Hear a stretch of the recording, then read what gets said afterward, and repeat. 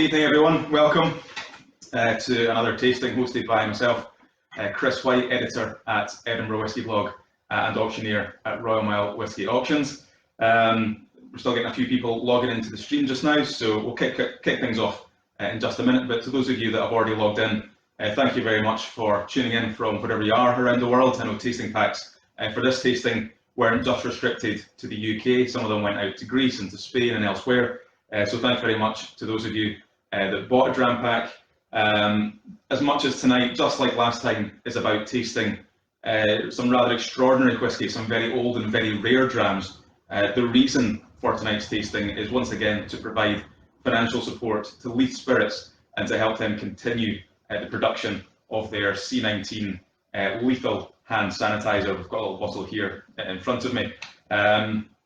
Many of you are joining me again tonight after joining me the first time round 3 weeks ago, so welcome back. You will all be familiar, I imagine, with this non-for-profit philanthropic initiative, but just to provide an update on what's going on down here, I'm back in the Leith Spirits warehouse tonight. I'd like to invite Greg from Leith Spirits just to say a few words.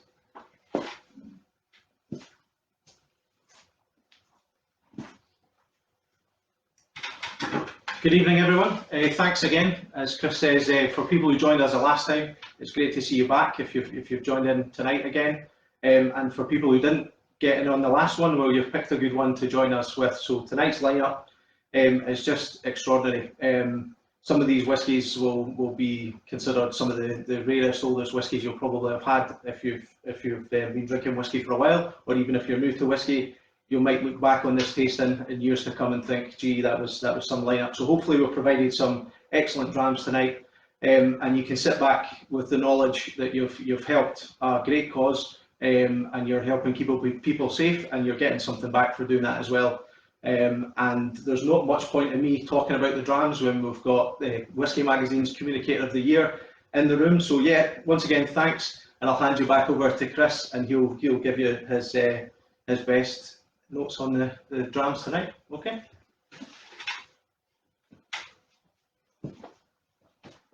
Couldn't resist getting that Communicator of the Year in there. Thank you very much for that. So yeah, like Greg said, that is, I mean, in all my 12 years in the whisky industry, hosting hundreds of tastings around the world, this tasting in particular, I mean, last time it was fantastic, but this time this probably sits right at the top of the tree in terms of the most outrageous lineup that I've ever had the pleasure of talking about. So huge thanks must go to the owner of Leith Spirits, Derek Mayer, who's donated all the liquid to tonight's tasting once again.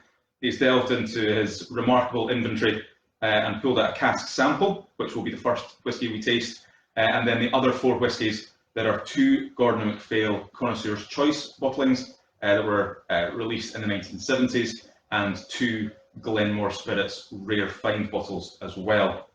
Like I said before, all money raised from the sale of the sample packs, and tonight is a sellout tasting. We sold the last tasting pack yesterday. The sale of all the sample packs will go towards Leith Spirits' continued production of their hand sanitizer. So thank you again if you purchased a sample pack and you're dramming along with me this evening. If you didn't manage to get your hands on a pack and you're just tuning in just for shits and giggles, that's absolutely fine. Grab a bottle off your shelf at home, pour yourself a dram, sit back, relax, enjoy the chat, ask any whisky related questions you might have, any comments. But for those of you that do have a tasting pack in front of you, please do let me know your nosing notes and tasting notes as we go along. The team here in the Leith Spirits warehouse are managing the stream. Timna, who's sitting away over in the corner there, sort of slightly ostracised from us here, she will WhatsApp me your tasting notes. So if I keep checking my phone every now and again as we go along, I'm not being rude, I'm not bored, I promise. I'm just checking what you guys are all saying. So we'll see what you think of the whiskies as we go along. So don't be shy with your tasting notes, do comment on the stream and they'll get WhatsApp to me as we go along. So to the lineup, as I said, it is one of the arguably the most ridiculous lineup I've had the privilege of talking about. We're going to start, the first whisky is from a closed grain distillery from the north of Scotland's distillery. It's a 1975 cask sample that was drawn last month at 44 years old. Then we're going to move to a Glenlivet This is the first of the Gordon MacPhail Connoisseur's Choice bottlings. It's a 1938 vintage, bottled at 35 years old in 1973. So that's a pretty solid start to the tasting. Whisky number 3, I wasn't sure how to follow up a 1938 Glenlivet, but I reckon a 1968 50-year-old Bunnahabhain might do the trick, and that'll be the first of the 2 rare find bottlings that we have this evening. Then the penultimate whisky, it just keeps getting bigger and better, doesn't it? We're going to go on to a 1953 Talsiker, bottled at 24 years old. Again, that's the second of those G&M Connoisseur's Choice bottlings.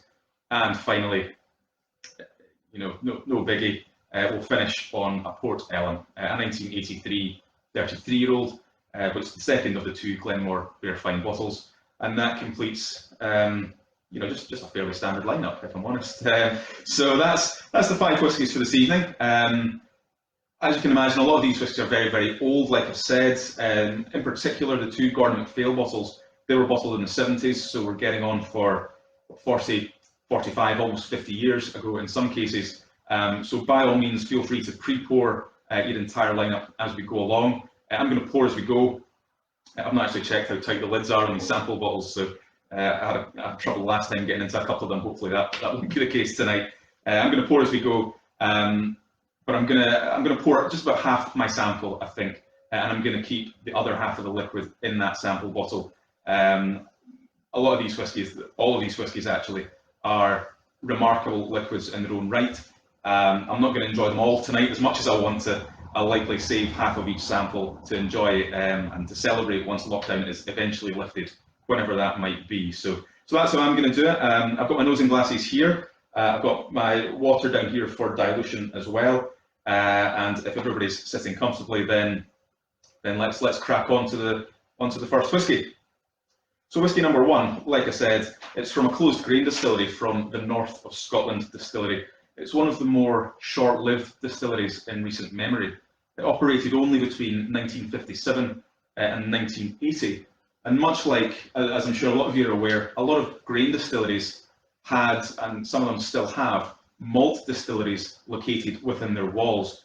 Some cult malts, like Leith, for example, was inside the Strathclyde grain distillery. Glenflagler and Killylock were inside Garnheath. Inverleven was inside Dumbarton, and Ladyburn was inside Girvan. Of course, now at Girvan we also have the Ailsa Bay malt plant as well. The setup at North of Scotland in 1957, it had 3 continuous stills for grain whisky production and 2 pot stills for malt whisky production. And those pot stills produced the Strathmore single malt. But they were only there for 1 year, those 2 pot stills. They were stripped out in 1958, mainly to make way for expansion of the grain plant. Historically, if we're looking into what happens in the 1960s, there's a huge surge in demand for whisky, in particular blended whisky, in key markets, including the US and continental Europe. And so there's a real demand from blenders from grain whisky, for grain whisky, and that's why those pot stills were stripped out, so that North of Scotland could produce even more grain spirit. You do find, if you do a bit of a Google search, everybody tonight will be watching on a laptop or an iPad or a phone or something like that, you'll have Google at your fingertips. If you Google Strathmore, you will find a couple of bottles of Strathmore out there, but they're likely to say Strathmore single grain, and that's just relabeled North of Scotland. You might also find some Alloa single grain out there as well, and again, that is just relabeled North of Scotland as well. And the Alloa single grain is named after a town just 3 miles east to where the distillery was located in Cambus in Clackmannanshire. Like I say, with Strathmore single malt though, it was only produced for 1 year. It's arguably the rarest single malt out there in recent memory. So if anybody sees a bottle, do let me know. I've heard rumours that there are 1 or 2 in existence, but I've not even seen a label, let alone a bottle. There was 1 semi-official bottling of North of Scotland, which came out in 2017 in partnership with Elixir Distillers as part of Sukhinder Singh's Whisky Exchange empire. That's one of his independent bottling arm. It was a 50-year-old that came out 3 years ago. But by and large, North of Scotland, you very, very rarely find it even by any independent bottlers. I think I was speaking to Greg last night, and I think I said that the last time I tasted a North of Scotland was maybe 6 or 7 years ago. and I've only tasted maybe one or two in my lifetime. So it's a real pleasure to be able to kick this tasting off with an very old grain whisky from a closed grain distillery, but also arguably the rarest of all the closed grains. You still find Port Dundas and Cambus and other such closed grains out there. You very rarely see north of Scotland, so it's a good one to kick off with. So the history of the distillery, as I say, established in 1957. It was by George Christie. He took over Robert Knox's fourth brewery, but the conversion from a brewery to a distillery wasn't plain sailing at all. There were limitations on the height of the roof, which meant that he couldn't raise the roof, so to speak. He couldn't extend the height of the building, and that was a real problem for him because his continuous stills were too tall to fit inside the building as it stood. Rather than wait for any planning permission to be accepted and approved, he simply dug down into the floor of the distillery, down into the foundations, so that when the pot stills came in, the continuous stills came in, they were sunk down into the ground, several feet underground, and that was his rather clever way of getting continuous stills into his building. The distillery produced, as I say, quite a lot during the 60s. It was a buoyant period. The 70s were a bit more troubled. We've got the start of the whisky lock towards the end of the 70s, and so in 1980, that was when North Scotland was closed. The equipment was shipped just down the road to Cambus, a distillery which was owned by the DCL, at that point the precursor to Diageo, and the building itself, the shell of the building, was also sold to the DCL. Now, it still stands, but it now makes up quite a significant part of Diageo's warehousing up at Cambus. So that's the history of the distillery. Quite a short history. It did only produce for 23 years, but quite a cool thing with Strathmore and the conversion from brewery, etc. And the sample we've got tonight is the only. Oh, that was a nice, easy lid to open there for the first one. This is the only cask sample that we've got in the lineup tonight. As I say, the other four are all commercial bottlings, shall we say. And this is a 1975 vintage. The cask was filled. It's a refill hogshead, much like almost every cask of grain whisky is. The cask was filled in August of 1975, with the sample being drawn just last month at 44 years old. The natural cask strength in there is 49.8%, so still pretty punchy for a 44-year-old. And just like last time, something that I really like to do when I host tastings, I say like this, I could do this all the time. When I host tastings that have whiskies from lots of different vintages, whether it's from the 2000s or the 90s, the 80s, the 70s like this, or even further back, as we'll see later on, what I like to do is just to put into some kind of context the passage of time. I said last time, I do tastings and I give somebody a 21-year-old whiskey or a 25-year-old whiskey or something like that. And they'll look at it in the glass and they just look at the number and they go, a 21-year-old, God, that's a good age, that's going to be a delicious whiskey. By and large it is, but they don't necessarily think what was going on 21 or 25 years ago. And so what I like to do is just to pull out some nuggets of popular culture and film and music from the year that each of these whiskies was distilled, just to sort of hammer home. Might be a bit of nostalgia for some of you. Not for me. I was born after all of these whiskies was distilled, actually, just to rub that one into some of the people in the room. But it might be nostalgic for some of you. It might simply hammer home just how long ago some of these vintages were, just how long ago these casks were laid down or these spirits distilled. So 1975, Microsoft was founded by Bill Gates and Paul Allen. The Vietnam War officially ended. It was also the year, now I have seen this, but only on YouTube, the thriller in Manila between Muhammad Ali and Joe Frazier. And not to get too political at all right now, but there was a referendum in the UK to vote on whether we stayed or left the European Economic Community, what we now know as the EU. Back then we voted to stay in, and that's all I'll say on that subject. I'm not going to go down that rabbit hole. In terms of films, some absolute belters. We had Jaws, was released in 1975. We had one of my all-time favourites, actually, is The Godfather Part 2. What a belting film that is. And we had the Rocky Horror Picture Show as well. Music-wise, Bye Bye Baby from the Bay City Rollers. That's one of my mum's favourite tunes, I think. We had Down Down by Status Quo, and we had Sailing by Rod Stewart. So that was what was going on in the world in 1975. We're going to just crack on into the nosing and tasting of this whiskey. like I said before, for those of you that have this whisky at home, oh, it's just classic old grain whisky, isn't it? Let me know what you think. Do comment on the stream with your nosing notes and tasting notes as we go along. With all of these whiskies, they all deserve quite a bit of time to be spent on them.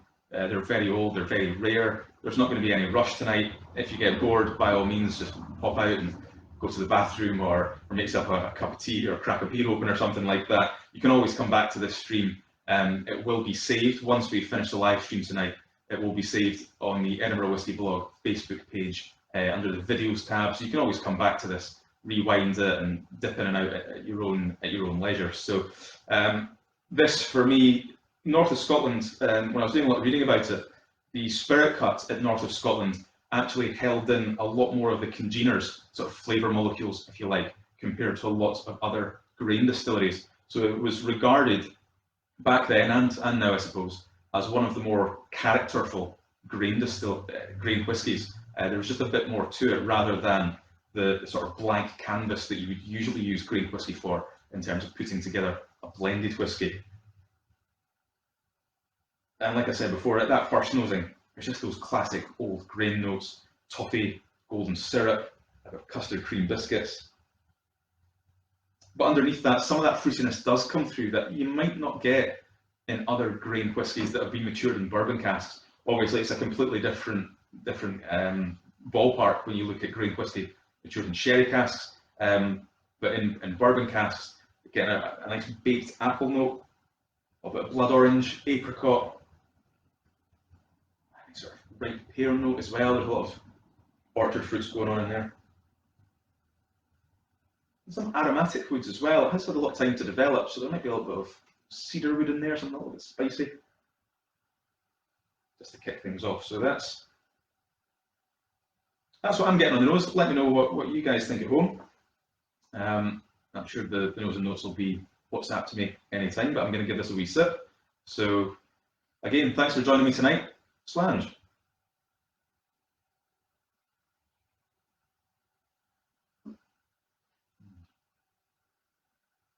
It's a very buttery mouthfeel. Really coats the palate there. Really quite silky. Salivating as well. Really juicy. Classic notes, vanilla custard, a little bit of light spice, some nutmeg possibly. There's a little bit of oak in there, obviously, but not too much, just a little bit on the back palate. 44 years old, it's not overly tannic or overly woody whatsoever.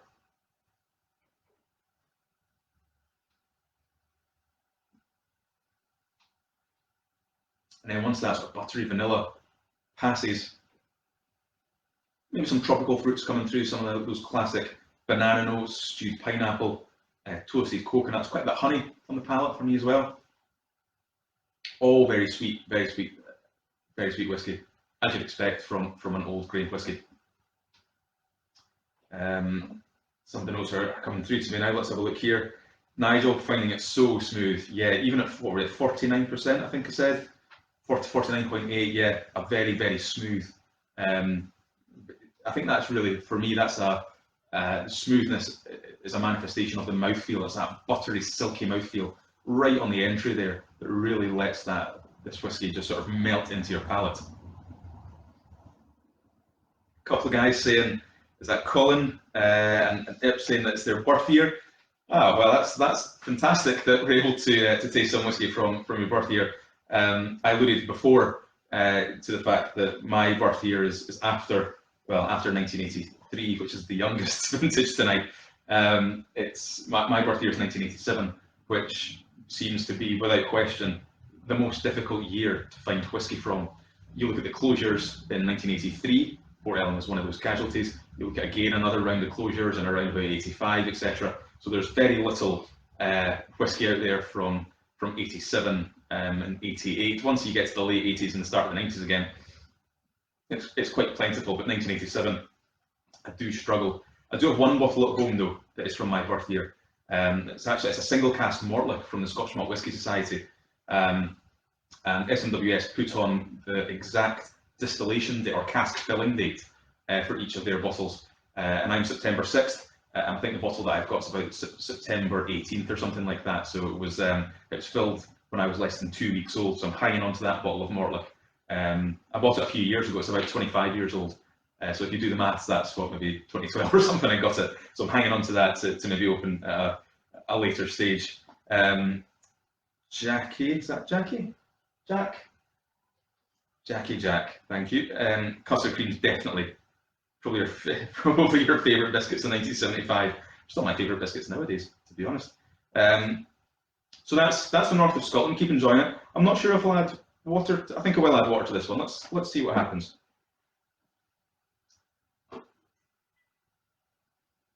Somebody saying it's got a nose of Lynx Africa, probably because you're in the room with me. Thanks, pal. Appreciate that. That's adding a bit of water to this one. I don't want to drown it. Just adding what's that? Maybe 6 or 8 drops to this whiskey. That's really allowed the fruit to come through. A lot more of that tropical fruit, that sort of banana, that pineapple. Getting a lot of coconut coming through now, actually, after adding water to that. The vanilla was already quite prominent for me. Usually when I add water to a bourbon matured whiskey, it really elevates that sweet vanilla style.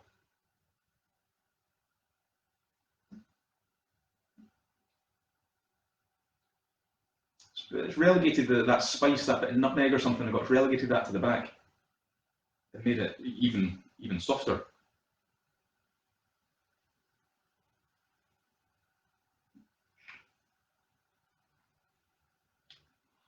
It's all still there on the palate.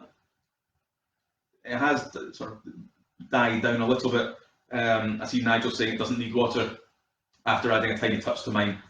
I would agree with you on that. I think that's absolutely perfect. As it is at its natural cask strength of 49%. So yeah, I'm glad I saved a little bit in my cask my sample bottle there. Whenever I go back to that, I probably won't add water to this one. I think it's absolutely joyous as it is. So so that's the first whiskey.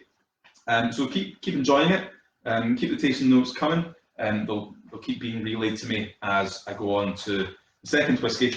And with this whiskey, we're moving on to the Glenlivet, the 1938 Glenlivet. With a whiskey like this, I'm not going to rush anything. I'm sure you can appreciate we really want to take our time with this one. Tasting something that was distilled prior to World War II, whiskey sits in this very unique position here. You can look at art that was created in the 1930s, or you can read poetry or novels that were written in the 1930s, but you can't really experience them as viscerally as you can something like Scotch whisky.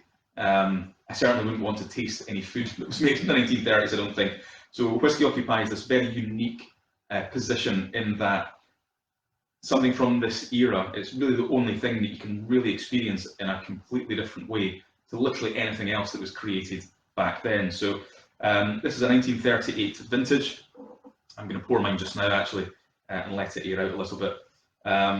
1938 vintage, bottled in 1973 at 35 years old by Gordon MacPhail as part of their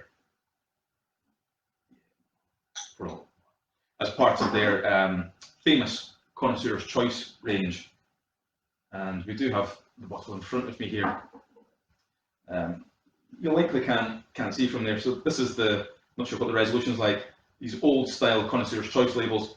The thing I will point out at the bottom, it was what we call a Pinerolo import. These were an Italian importer, and so this bottle, and it's on the Talsiker as well, we'll get to that later, this would likely have gone into, where are we, Pinerolo di Torino. So this would have gone into Turin in the Italian market. Absolutely fabulous old labelling. I absolutely love these old style labels. So we've got the bottle here, got a little bit, I might come back to that later, we'll see. But with this whiskey, because it was distilled in 1938, so much has happened in the intervening years. There's a number of points that I want to highlight as we go through. And I really want to take my time with this, as I'm sure everybody at home does as well. So I've just poured mine. By all means, take your time with this. There's no rush at all. Really want to respect the liquid that's in our glass here. So with this whiskey, I'm sure everybody is familiar with the Glenlivet and the story of George Smith, who was one of the first people in Speyside. He was a Speyside farmer, one of the first people to buy a licence following the passing of the Excise Act in 1823. This meant that in return for a £10 licence fee, anybody had the right to distill spirit. It didn't make him particularly popular, though. A lot of his fellow Speyside thought it was a bit of a traitor. And actually, Aeneas MacDonald, in his book Whisky, quotes Smith as saying, and I'll read a quote from his book now, I was warned, this is Smith speaking, I was warned before I began by my civil neighbours that they meant to burn the new distillery to the ground, and me in the heart of it. The Laird of Aberlour presented me with a pair of hair-trigger pistols worth 10 guineas, and they were never out of my belt for years. I got together 3 or 4 fellows for servants, armed them with pistols, and let it be known everywhere that I would fight for my place till the last shot. That's dedication to the cause, that one, isn't it? And fight is what he did indeed, and his distillery went from strength to strength, so much so that from 1824 through to 1850, by 1850 he set up a second distillery. His first one was at his farm at Upper Drummond, and he set up a second one called Cairngorm Delnabo. And the 2 distilleries ran at full capacity side by side throughout all of the 1950s. But even then, that still wasn't enough to satisfy the demand for blenders. In 1853, we have the first commercially successful blend, OVG, Old Vatted Glenlivet, which was created by Andrew Usher II, not too far from here, just further south in Edinburgh.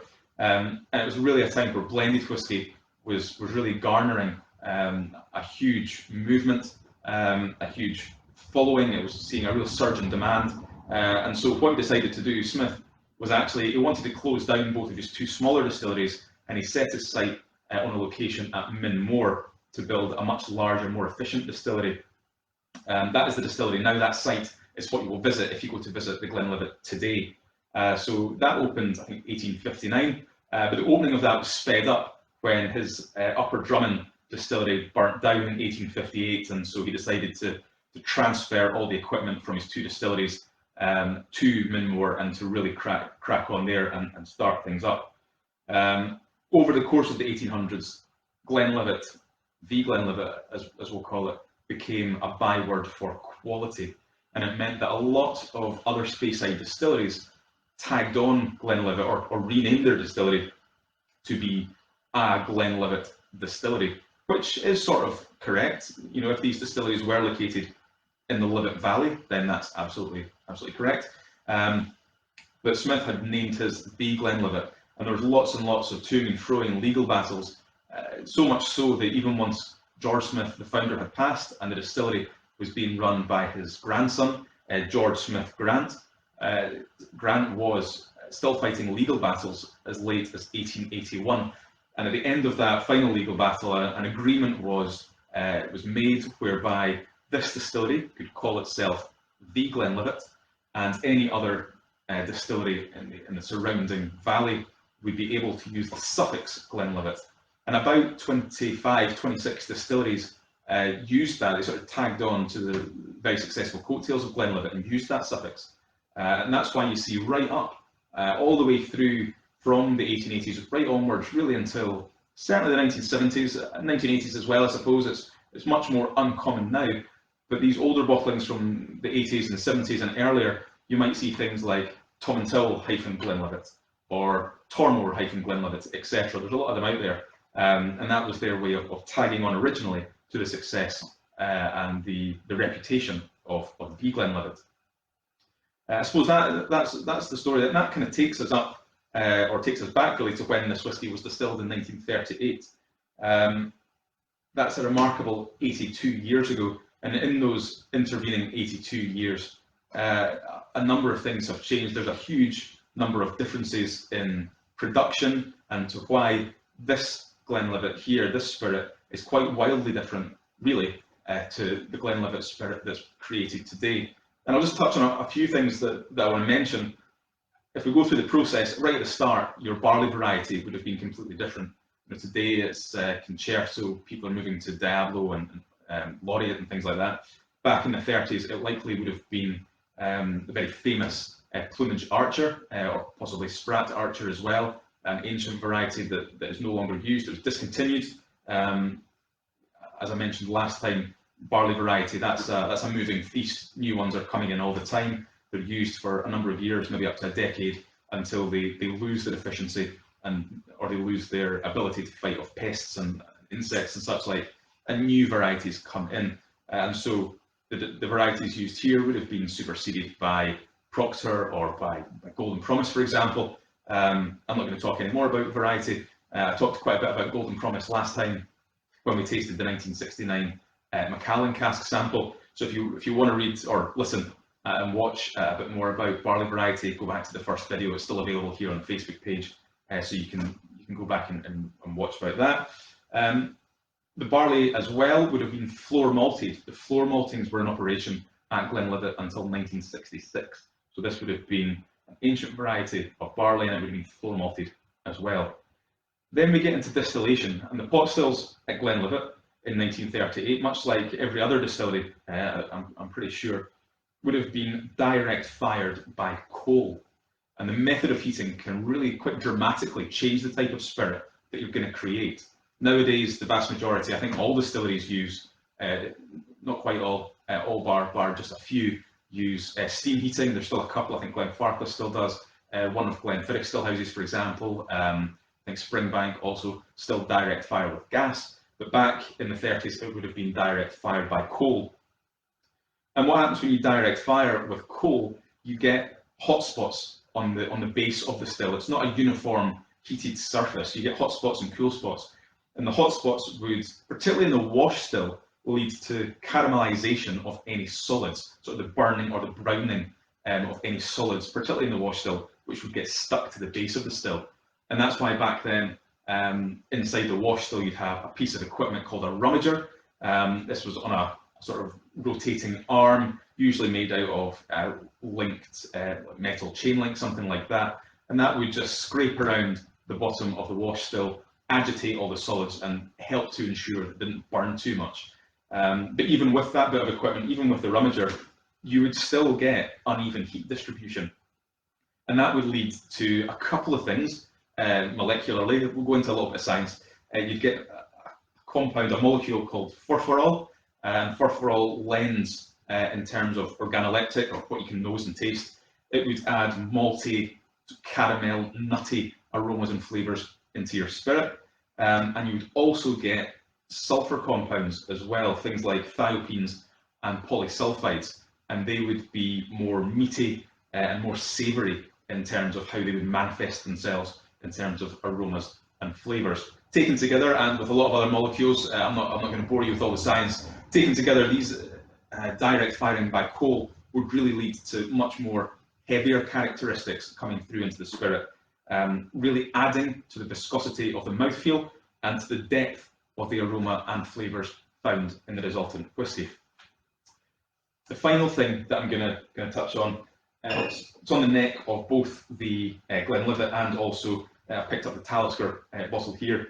You likely won't be able to make it out from the stream, but right at the top where it's got the age statement on the label here on the neck of the bottle, it also says matured in sherry wood. And just to touch briefly on cask types, because we know how important they are to influencing the aroma and flavour of the final whisky. Matured in sherry wood. Sherry casks back then would have been similar, but distinctly different to what we use today.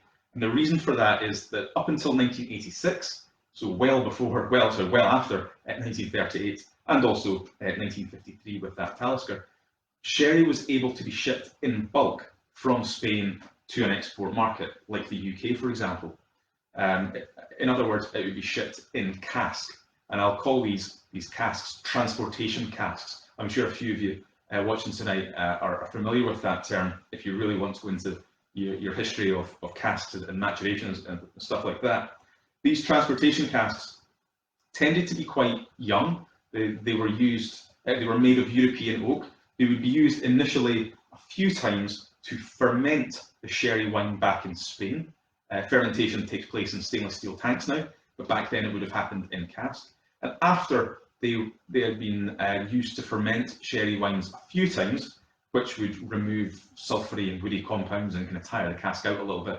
Once they'd been used for that, they would then be filled with old, mature sherry and then shipped over to the UK. They would then be disgorged or emptied. The sherry would be bottled, and as I say, it's old, mature sherry, so it was its purpose is for human consumption. It is to be drank as sherry.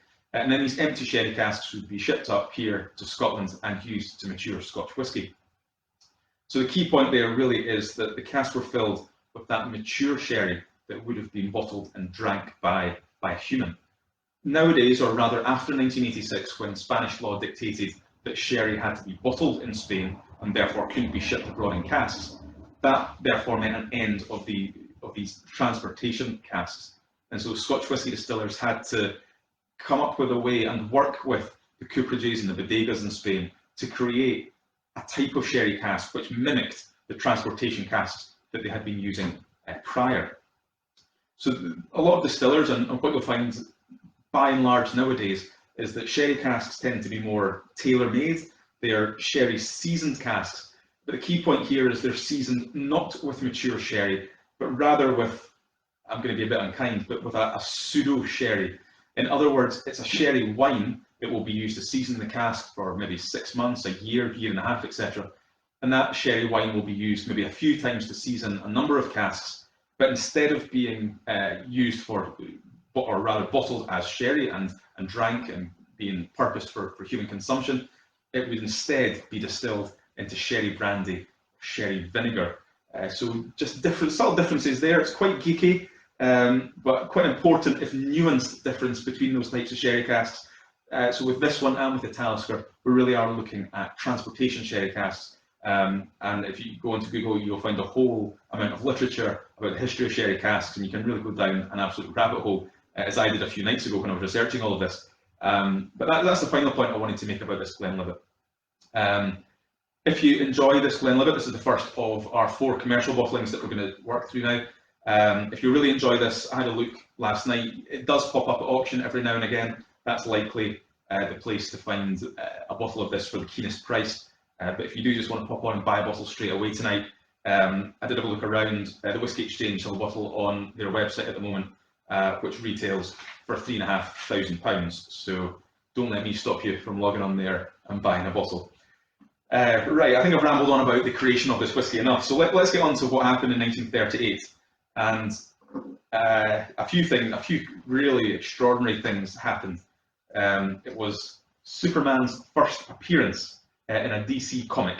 That was 1938. It was the year that ballpoint pens were created. That was by the Hungarian Biro brothers, hence why we also call them Biros over here. So it was the year that ballpoint pens were created. It was also the year that nylon and Teflon were invented, 1938. And it was also the year, I know a lot of us will be grateful for this, it's also the year Nescafe invented freeze-dried instant coffee as well. That was 1938 as well. Just a note coming in there, it's 125 years ago today since G&M opened their shop in Elgin. That is a great shout. I think Greg, you pointed that out. Yeah, 1895 in Elgin on South Street, so 125 years, so very apt that we're tasting 2 G&M bottlings tonight. We can't not talk about the lead up to the Second World War, obviously in 1938 as well. It was the year that Germany invaded Austria. It was also the year that the Munich Agreement was signed, which essentially forced what was then Czechoslovakia to hand over a large portion of their territory to Nazi Germany.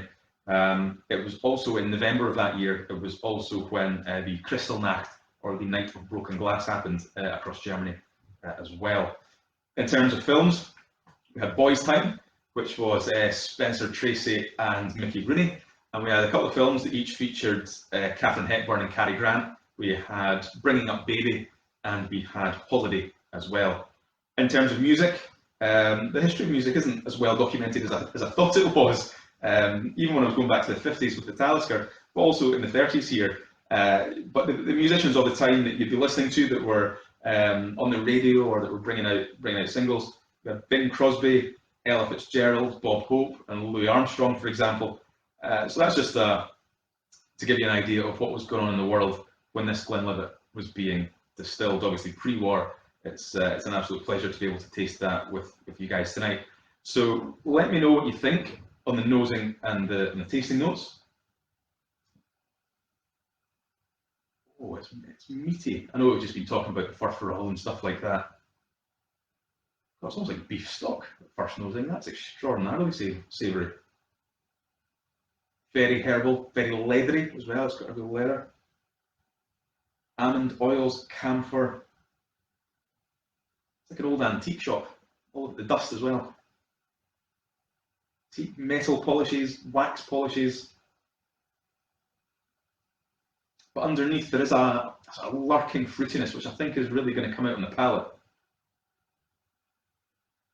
Syrupy, sticky fruits, figs and dates, that sort of thing. Maybe a touch of licorice as well.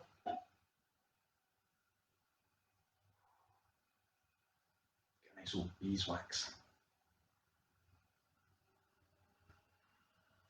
Somebody saying, who's getting a salty barbecue? Somebody, yeah, get the barbecue notes.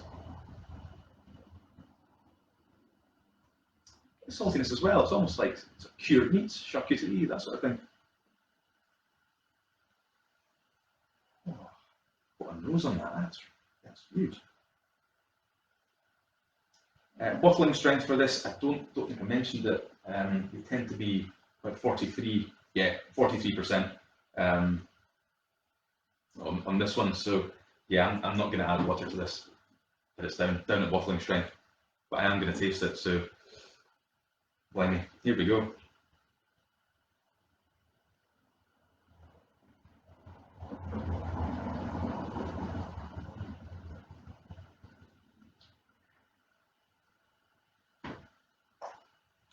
God, we just don't make whiskey like that anymore, do they? I mentioned the dates and some licorice before. I certainly get that on the palate. It's got a lovely old orange liqueur sort of zestiness going on as well. It's quite nutty, roasted nuts, maybe some raisins as well. A bit chewy. I don't know if this is just a word association, but sort of chewing tobacco maybe, or an old cigar, or an unlit cigar, something like that. Bit of bitter chocolate. Some nice aromatic spices, maybe a bit of cardamom or something. See, Zorab, you're joining me tonight. James, good to see you. Thanks for adding in your notes there. Polished Calvados brandy. Yeah, there's a real stewed apple.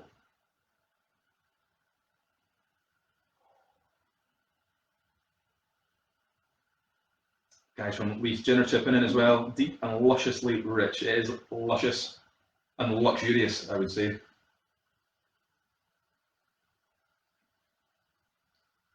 So a bit more bacon spices coming through in the finish there, a bit of clove, lots of different honeys, maybe a bit of hazelnut as well coming through in the finish.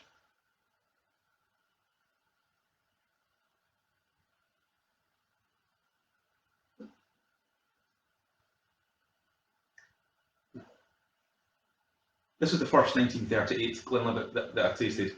I have had the privilege of tasting a 1940 Glenlivet, which was also a G&M bottling as well. That one was a little bit more, that was a little bit more funky, actually, a bit more fermented fruits, a bit more, I think I mentioned last time, Dave Broom talks about rancio notes. It's a style of flavours that are highly desirable in old cognac and armagnac, and they range from anything from fermented fruits to sort of mulchy forest floor to mushroomy vegetal things and carpenter's workshop and old books and sort of old library and that sort of thing, old antique house or rich person's house. I remember we had a tasting note like that last time. I think it was with the Macallan, and that had a lot more rancio in it. This is quite bright. It's got a real sort of rich fruitiness coming through.